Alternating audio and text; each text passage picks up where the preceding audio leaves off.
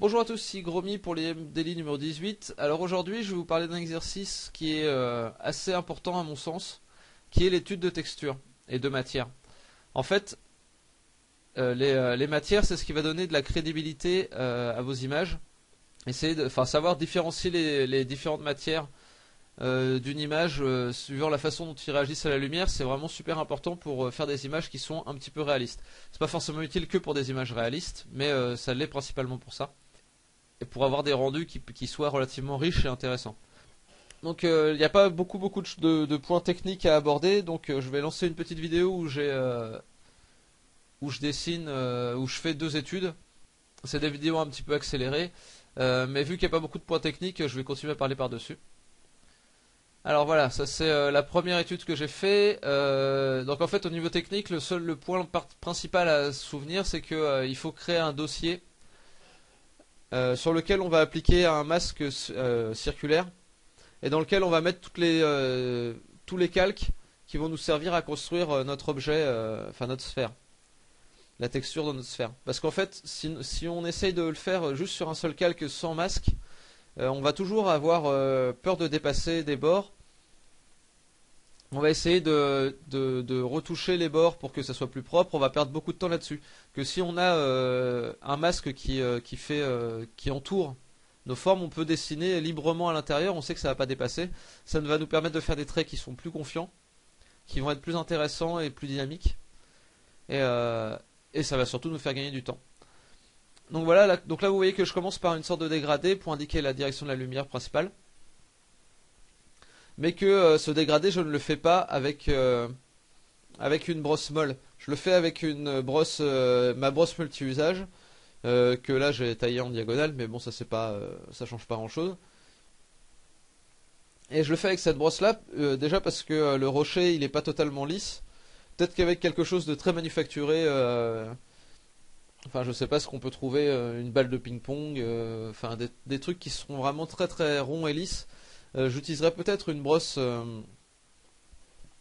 molle, mais là le rocher vu qu'il a des petites aspérités, en utilisant une brosse, la brosse multi-usage, je peux réussir à faire des petits, ça va faire des petits accidents qui vont se créer et le dégradé sera moins net et ce sera au final plus intéressant à regarder. De toute façon, j'utilise assez peu de brosse molle même pour faire des dégradés qui sont censés être nets, puisque j'aime bien quand il y a des tout petits accidents, ça donne un peu de vie à l'image. Donc vous voyez qu'ensuite j'ai rajouté des petits points avec une brosse qui me sert à faire ce genre d'effet. C'est pas du tout obligatoire, les petits points vous pouvez les faire à la main, c'est vraiment pas compliqué. C'est juste pour gagner un peu de temps. Après vous pouvez vous créer ce genre de brosse assez facilement. Je vous montrerai ça dans une vidéo certainement plus tard. Donc à la fois avec des petits points qui vont être plus sombres et des petits points qui vont être plus clairs. C'est des choses qu'on peut remarquer dans la pierre. Et donc vous voyez que d'abord je fais toute la texture de la pierre. Et que après je vais coller la peinture par-dessus. C'est pas mal de fonctionner par couches, essayez de comprendre un peu comment ça fonctionne, justement quand il y a plusieurs couches comme celle-ci. Essayez de reconstruire ça dans votre dessin, parce que le but c'est vraiment de comprendre comment ça marche. Et ce genre de matière là est assez intéressante à comprendre, parce que bon déjà il y a la pierre, mais c'est pas le plus intéressant, le plus important c'est surtout la peinture qui s'écaille. Ça c'est quelque chose que vous allez pouvoir réutiliser assez souvent, enfin je sais, ça dépend ce que vous dessinez hein, évidemment. Mais comme on peut être vite amené en dessin à faire des friches, des endroits qui sont un peu délabrés, ou des gens qui ont des armures peintes qui sont un peu, qui s'écaillent un peu, ou des trucs comme ça, ou des véhicules qui commencent à avoir la peinture qui s'écaille, ou enfin voilà la même chose. Du coup, c'est intéressant de voir ce genre de truc parce que ça va donner un peu de crédibilité à votre œuvre, et ça va donner quelque chose de familier en fait au spectateur, parce que le spectateur il a déjà vu, pour la plupart tout le monde a déjà vu de la peinture craquelée comme ça. Et si ça marche pas visuellement, si on réussit pas à choper l'impact que ça peut avoir, et ben ça va être moins intéressant comme image. Ça peut paraître un peu secondaire pour des gens qui vont faire du dessin qui va pas être réaliste, mais faire ce genre de truc, ça permet aussi de trouver des nouvelles formes, de sensibiliser à des matières. Et ça reste important, même si on fait pas dans le réalisme. Et ça peut être aussi des choses qu'on peut réutiliser en texture pure à coller sur une image. Enfin voilà, c'est des trucs qui sont intéressants à étudier dans tous les cas quoi.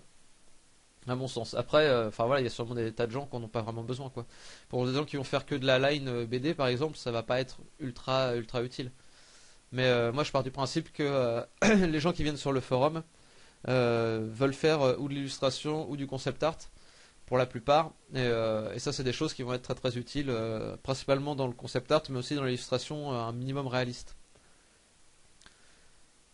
Donc vous voyez que là, je commence à rajouter un petit peu plus de détails dans la peinture. Parce qu'au début, c'était relativement grossier ce que j'avais fait. J'ai vu que, au final, la peinture se craquelle de façon assez nette et, assez pointue au final. Enfin, c'est pas très rond les moments où la peinture se craquelle. Du coup, il fallait, j'ai repris une brosse très fine pour créer des plus petites craquelures. Et on peut aller dans un certain niveau de détail. Après, il faut pas y passer 3 ans non plus. Mais c'est pas mal quand même de creuser un peu les choses pour que ça soit une étude qui soit assez intéressante à tous les niveaux en fait. Que ça soit au niveau général, de comprendre la mécanique générale du truc, ainsi que au niveau du détail pour savoir retranscrire un détail si on en a vraiment besoin dans une image. Donc là, je fais un reflet au sol, et ça c'est un reflet au sol, pardon, une ombre portée au sol, et ça c'est super important aussi. Parce que il faut situer cette sphère dans l'espace, il faut lui donner une crédibilité.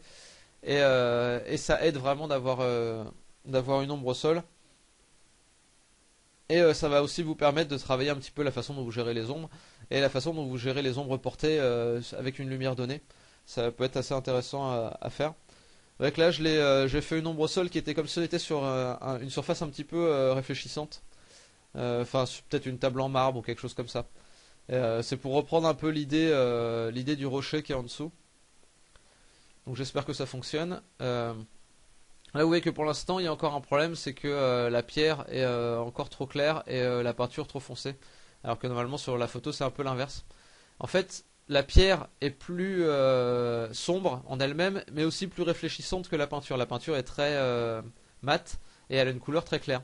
Ce qui fait que normalement la peinture elle va avoir un dégradé de couleur entre l'ombre et la lumière qui va être très doux parce que c'est une peinture mate. Et donc ça fait que ça va rester clair un petit peu tout du long, alors que la pierre, vu qu'elle est un peu plus brillante et qu'elle est un peu plus sombre, ça va aller plus vite dans des ombres.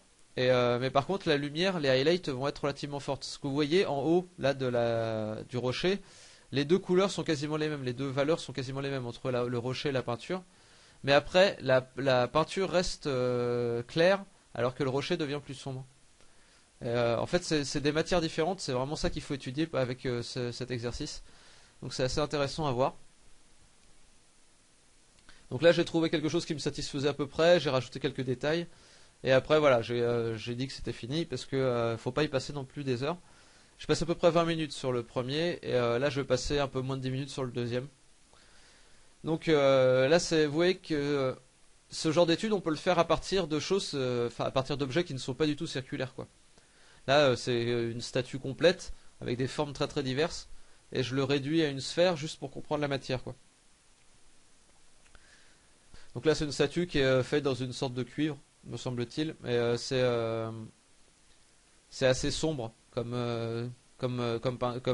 matière, mais c'est pas peint ni rien, et c'est assez brillant. Donc c'est les deux éléments que je vais essayer de retranscrire principalement. J'ai pas fait assez sombre, je pense encore, mais le côté brillant, je pense que je l'ai plutôt bien capté. Et vous voyez que ça c'est aussi des trucs qu'on peut réutiliser assez facilement, pas forcément pour des statues, quoi,